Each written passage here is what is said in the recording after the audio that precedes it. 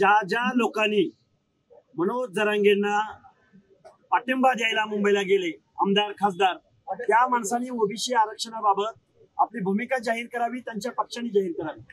आणि दुसरा मुद्दा, महाराष्ट्र सरकारनं ओबीसी आरक्षणाला धक्का लागत नाही असं वेळोवेळी सांगितलंय, तर तो कसा धक्का लागत नाही याचं उत्तर आम्हाला येऊ घातलेल्या 2 दिवसात महाराष्ट्र सरकारनं द्यावं, असं आम्ही दुसरा ठराव मांडलेला आहे। तिसरा ठराव ऍडव्होकेट मंगेशजी ससाणे मांडले।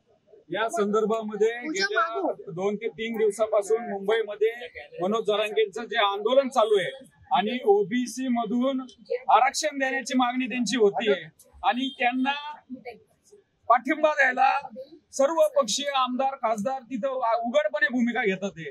तर कुठंतरी ओबीसी समाजाला इथं आम्हाला एक असुरक्षिततेची भावना निर्माण झालेली आहे आणि आता आम्हाला वाटतं की आमचं आरक्षण एक तर त्या कुणबी दाखल्यांमुळे आधीच घरघर लागलेली आहे आणि आता परत शेवटचं जर असा काही JR आला काय आलं आणि मग आमचं आरक्षण संपतंयच का काय, तर कुठंतरी असुरक्षिततेची भावना आहे आणि त्यासाठी आम्ही इथं पुण्यामध्ये समस्त ओबीसी समाजातले प्रत्येक घटकातले प्रत्येक जात समूहातले प्रमुख, त्याच्यानंतर कार्यकर्ते, त्यांच्या सगळ्या जातीच्या संघटनांचे अध्यक्ष इथं आम्ही आज बैठक घेतली। आम्ही 2 ते 3 तास चर्चा केली आणि या माध्यमातून आम्ही या संदर्भामध्ये महाराष्ट्रातल्या तालुक्यातून ओबीसी एकीकरणाची, ओबीसीची संघर्ष यात्रा आम्ही चालू करण्याचं आज आमचं ठरलेलं आहे।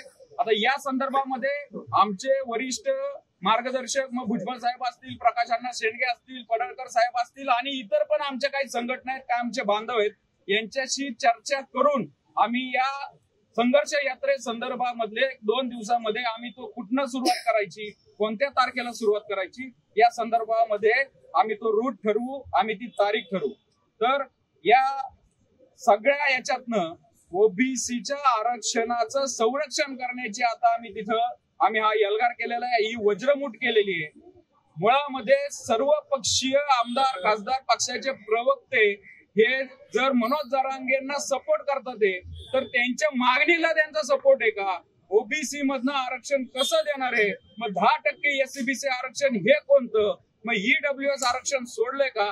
अनेक प्रश्न अनुत्तरित आहेत आणि महाराष्ट्र सरकार ज्या पद्धतीने बॅकफुटला जाऊन मनोज जरांगेंच्या यांना उत्तर देत नाहीये, त्यामुळं कुठेतरी गोंधळलेलं सगळं आमचा ओबीसी समाज आहे।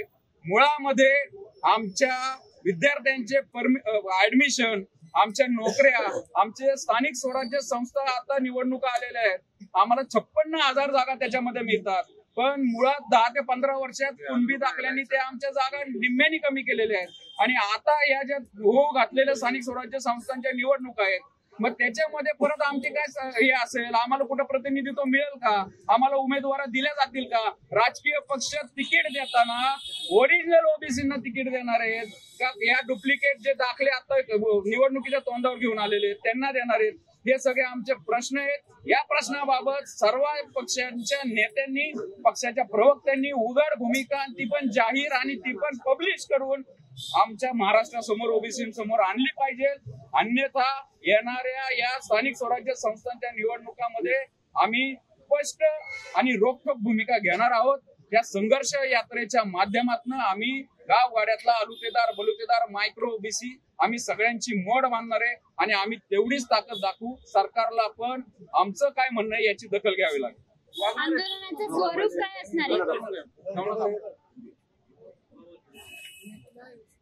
आजच्या बैठकीमध्ये असे अनेक 6 आमचे ठराव झालेले आहेत, ज्या गेल्या 2 वर्षापासून ओबीसीचं राजकीय अस्तित्व संपवण्यासाठी जो सर्वच प्रस्थापित मंडळीनं डाव रचलेला आहे, त्यामध्ये सर्वच पक्षांनी शरद पवारांपासून तर एकनाथ शिंदे असतील किंवा अजित पवार असतील आणि त्यामध्ये उद्धव ठाकरेंच्या पक्षाचे सुद्धा अनेक आमदार खासदार, म्हणजे सर्वच पक्षाचे आमदार खासदार मंत्री त्या जरांगेच्या पाया पडतात आणि ओबीसी म्हणजे तुम्हाला जरांगेच्या मागणीला आमचा पाठिंबा आहे म्हणतात आणि इकडे ओबीसी मध्ये आल्यावर म्हणतात आमचा ओबीसीला बी पाठिंबा आहे। पण त्यांनी स्पष्ट केलं पाहिजे ओबीसीतून द्यायचंय त्या ओबीसीच्या आरक्षणाला धक्का न लावता पाठिंबा दिलाय, परंतु जरांगेच्या मागणीला पाठिंबा आणि जरांगेची मागणी स्पष्ट आहे। जरांगे फक्त ओबीसीतूनच आरक्षण मागतोय, कारण आताच नुकतंच त्याला SCBC मधून सुद्धा आरक्षण दिलं, त्याच्यासाठी उपसमिती सुद्धा नेमलेली आहे आणि त्यांच्या अनेक त्यांना सवलती दिलेल्या असताना सुद्धा जरांगेचा हट्ट आहे की ओबीसी मधूनच आरक्षण मिळालंय आणि हे पूर्ण आमदार खासदार मंत्री त्यांना जाऊन भेटून त्यांना पाठिंबा देण्याचं काम करत असेल तर ओबीसीचं अस्तित्व धोक्यात आहे। यासाठी आजची ही व्यापक बैठक खरं तरी सुरुवातीची बैठक आहे, परंतु या बैठक झाल्याच्या नंतर आज आम्हाला नक्कीच या पूर्ण महाराष्ट्रातून आमचे प्रमुख मंडळी या प्रमुख स्वयंसेवक यामध्ये आलेत, समन्वयक आलेत आणि त्यांनी नक्कीच आम्हाला सांगितलंय की आपल्याला संघर्ष यात्रा काढायची आणि ही संघर्ष यात्रा नक्कीच आमचे देशाचे सर्वोच्च नेते नामदार भुजबळ साहेब असतील, आदरणीय बाळासाहेब आंबेडकर असतील, वडेट्टीवार साहेब असतील, आमचे ओबीसी मधील सावे असतील, वरे असतील, दत्तामामा भरणे असतील, पडळकर साहेब असतील,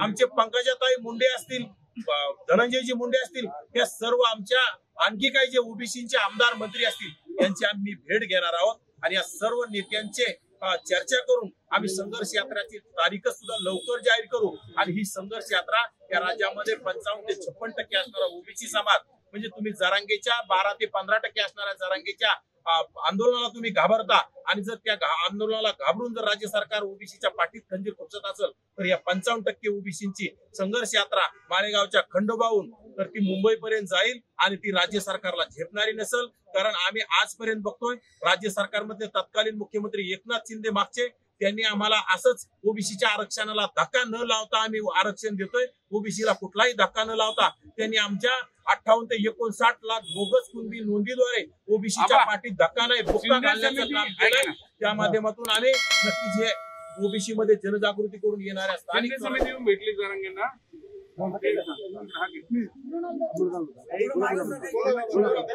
महाराष्ट्रामधल्या तमाम ओबीसी नेते कार्यकर्ते या सगळ्यांनी आज येऊन एक ठरवलेलं या पुण्याच्या पुण्यभूमीमध्ये की मनोज जरांगे याचं जे बेकायदा आणि घटनाबाह्य आरक्षण आहे, जी मागणी आहे, जे आंदोलन चाललंय त्याला तोडीस तोड उत्तर द्यायला हा ओबीसी महाराष्ट्रातला सक्षम आहे आणि आता संघर्ष यात्रेच्या माध्यमातून आम्ही त्याला ते उत्तर देऊच। पण आम्हाला सरकारला जे सांगायचंय की सरकार ज्या पद्धतीने पायगळा घालतंय त्यांना मला आताच कळलंय की शिंदे समिती एकनाथ शिंदे सरकारने सुरू केलेली ही शिंदे समिती त्यांना जाऊन भेटली आहे।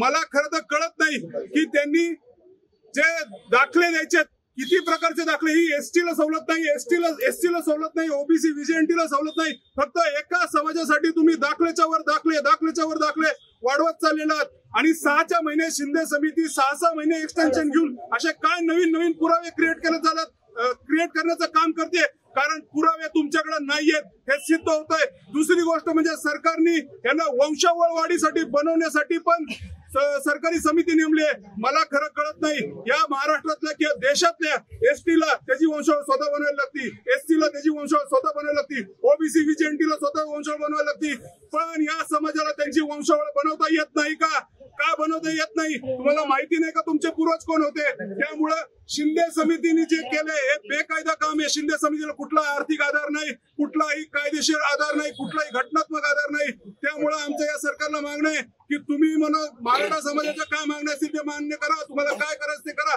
पण या ओबीसी कडे दुर्लक्ष केलं तर हा महाराष्ट्रातला ओबीसी सहन करणार नाही। तुम्ही म्हणताय की सगळे नेते तुमच्या सोबत आहेत, पण मात्र भुजबळ आणि बाकी नेते आहेत ते कालपासून कोणीच बोललेलं दिसत नाही। बघा ते बोलतील, निश्चित बोलतील, ते मंत्रिमंडळात बोलतील, ते हाऊस मध्ये बोलतील, ते बोलत नाहीत याचा अर्थ असा नव्हे की त्यांचा ओबीसीच्या या चळवळीला विरोध आहे। त्यामुळे कृपया असा कुणीही गैरसमज ओबीसी बांधवांनी करू नये आणि आमच्या विरोधकांनी करू नये। आमचे नेते बोलत नाहीत म्हणजे त्यांचा या गोष्टीला विरोध आहे असं कुणी सांगितलं तुम्हाला? बोलतील, योग्य वेळी बोलतील। आम्ही जबाबदार आहोत, आम्ही बेजबाबदार नाही आहोत, आम्ही बजरंग सोनवणेप्रमाणे बेजबाबदार नाही। आमची माणसं जबाबदारीने वागतायत, ते संविधानिक पदावर बसलेले आहेत, त्यांनी शपथ संविधानाची घेतली, त्यामुळं कुठं बेजबाबदार वागायचं आणि कुठं जबाबदार वागायचं हे आमच्या नेत्यांना माहिती आहे। त्यामुळे जास्त काळजी करू नका, योग्य वेळी योग्य भूमिका घ्या।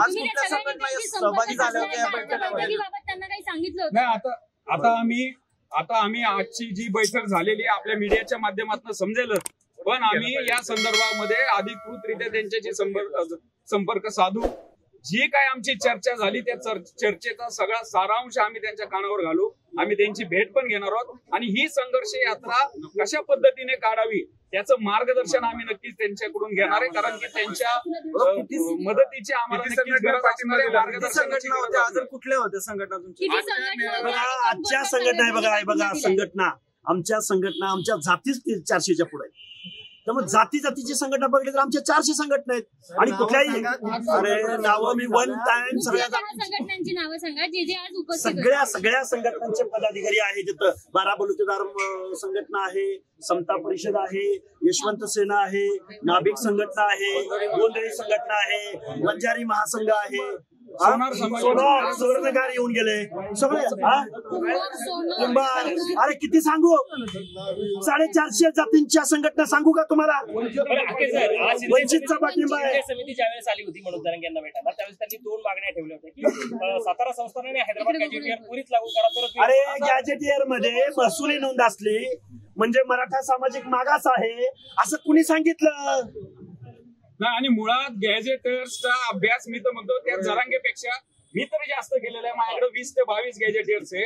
मी तर चॅलेंज देतो, हे गॅजेटियर तुम्ही समोर घ्या, मी समोर घेतो. त्या हैदराबाद गॅजेट मी आंतरवालीला असताना मी काढलं होतं, त्याच्यामध्ये मराठा समाजाची लोकसंख्या वेगळी, कुणबी समाजाची वेगळी. साताराचं गॅजेट आता माझ्या गाडीत मी आता तुम्हाला 2 मिनिटात दाखवू शकतो. याच्यामध्ये मराठा समाजाच्या चालीरीती, त्यांना कसे क्षत्रिय आहेत ते वेगळं, कुणबी वेगळं. उलट हे गॅजेटियर आणा. मला या जरांगेंना या सगळ्यांना मला विचारायचं ते गॅजेटर काय ते समोर तुमच्या मीडियाच्या समोर तर काळं तर गोरं काहीतरी आणा ना तुम्ही. गॅजेट नाही, ते गॅजेटियर हे ब्रिटिश गॅजेटियर मध्ये ते गॅजेटियर मानतात आणि त्याच्यामध्ये तुमच्या तिथलं स्थान, तुमचं भौगोलिक परिस्थिती कशी आहे, तिथं लोक कोणते, धर्म कोणते, जाती कोणत्या याची माहिती असते. या जरांगेचं हे एवढं डोकं चालतंय, त्यांनी ते गॅजेटर बाबा आम्हाला समोर, आम्हाला पण थोडंसं ओबीसीनं कळून दे ना. तुम्ही सरकार विरोधात लढणार आहे, जरांगे विरोधात लढताय? अरे जरांगे कोण संविधानिक पदावर बसलाय का? कोण आहे जरांगे? आम्ही सरकारच्या विरोधामध्ये आमची भूमिका आहे, चळवळ आहे. जरांगे कोण संविधानिक पदावर? मुख्यमंत्र्याची आईमाई करणारा जरांगे. अरे पण मुख्यमंत्री तर म्हटले ओबीसी. अरे लाकडाचं, एक मिनिट, लाकडाचं मुख्यमंत्री जो तोंडामधून विष्ठा टाकतो त्याच्याविरुद्ध काय बोलायचंय? लाकडं काय बोलतो? आमच्याकडे मल्हारराव होळकरांनी भाला दिलाय आणि तो भाला कुठं घालायचा आणि कुठं काढायचा? तू जास्त भानगडीत पडू नको. मुख्यमंत्री म्हटले ओबीसीला कुठलाही धक्का न लागता देणार. कसा लागत नाही? 59 लाख नोंदी झाल्या असतील. मागचे मुख्यमंत्री म्हणत होते, मागचे मुख्यमंत्री पण म्हणत होते. धक्का लागणार. त्यामुळं शासनाने आपली भूमिका जाहीर करावी, आमदार खासदारांनी आपली भूमिका जाहीर करावी आणि पक्षांनी जाहीर करा. जरांगीच्या मागण्याला तुमचा विरोध नाही? अरे जरांगे काही मागणी करावी. विरोध आहे ना आमचा पूर्वीपासून. जरांगेच्या बेकायदेशीर मागणीलाच विरोध आहे. ती मान्य होऊ नाही म्हणून तर आम्ही हे सगळं आता इथं आमची भूमिका मांडतोय. म्हणजे जरांगे आणि सरकार या दोघांच्या विरोधात तुमची भूमिका आहे? प्रश्नच नाही. आरक्षण टिकवलं. जरांगेच्या बेकायदेशीर मागणीला बळी पडून, दबावाला बळी पडून सरकारने ओबीसीच्या विरोधात निर्णय घेऊ नये असं आमचं स्पष्ट म्हणणं आहे. सरकारला तुम्ही बघा ना, तिथं अख्खी मुंबई जाम केलेली आहे. 12 ते 15% लोकांनी मुंबई जाम केली. 55% मीडियावाले आपले भूमिका चौथा स्तंभ आहे. चला बरं, लास्ट प्रश्न. चला लास्ट प्रश्न. जाहीर पाठिंबा टाकणार का जे ओबीसी नेते, जे आमदार आणि जे खासदार? परत एकदा सांगतो संपूर्ण महाराष्ट्राला, सांगोल्याचे आमदार डॉक्टर बाबासाहेब देशमुख, माढ्याचे आमदार अभिजित पाटील, माळशिरसचे आमदार उत्तमराव जानकर, बीडचे खासदार बजरंग सोनवणे, माजलगावचे आमदार प्रकाश सोळंकी, संदेश संदीप क्षीरसागर, तो पापडे आमदार कोण? विजय पंडित, बंधू जाधव, अंबादास दानवे, आष्टीकर, ओमराजे निंबाळकर, लंके. तुमचं ओबीसी आरक्षणाबद्दल काय मत आहे? कैलास पाटील,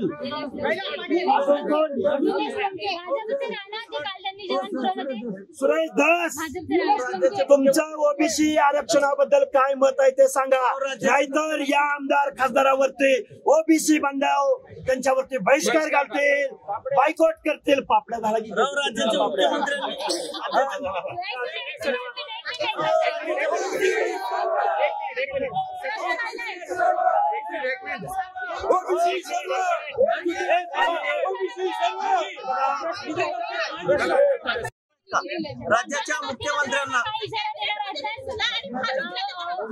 बघा राज्याच्या मुख्यमंत्र्यांसाठी एक सवाल आहे.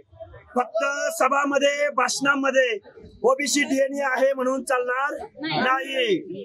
तुम्हाला 59 लाख जर बोगस सर्टिफिकेट वाटली गेली असतील तर ओबीसीचं आरक्षण टिकलंय का तुम्ही सांगा. त्या रद्द करणार का सांगा. त्यांना तिकीट देणार नाही म्हणून इथल्या सगळ्या पक्षांनी भूमिका जाहीर करावी. आणि अजून एक आमच्या विद्यार्थ्यांचा प्रश्न आहे. जो JR आहे गव्हर्नमेंट रेझोल्युशन आहे, जो न्याय सारथीला तोच मारतीला तोच तारतीला तोच महाज्योतीला. आज महाज्योतीला आज परत अजितदादा पवार या जातीवादी उपमुख्यमंत्र्यांनी सारथीला 150 कोटी रुपये दिले, पण महाज्योतीच्या पोरांना 126 कोटी रुपये दिलेला नाही.